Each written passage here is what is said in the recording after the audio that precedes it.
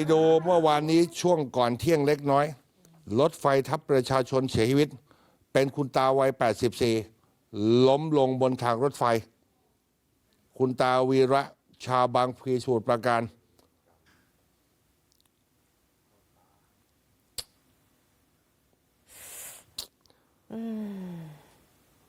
ก่อนเกิดเหตุรถไฟขบวนรถธรรมดา 280 คลองลึกกรุงเทพกำลังจะเข้าจอดชานชาลาที่ 2จังหวะนั้นผู้เสียชีวิตลุกขึ้นมาจากที่นั่งแล้วเดินถือไม้เท้าเหมือนลักษณะกำลังจะข้ามทางรถไฟอะค่ะแล้วนายสถานีรถไฟหัวหมากเนี่ยเห็นคุณตากำลังจะเดินตัดหน้าขบวนรถไฟก็เลยรีบวิ่งเข้าไปช่วยแต่ระยะมันก็กระชั้นชิดเกินไปอะค่ะพอแล้วนะพอแล้วตัวคุณตาก็ล้มลงไปบนทางรถไฟแล้วรถไฟก็มาพอดีทับร่างเสียชีวิตนะคะแสดงความเสียใจด้วยคุณตาอายุ 84 แล้ว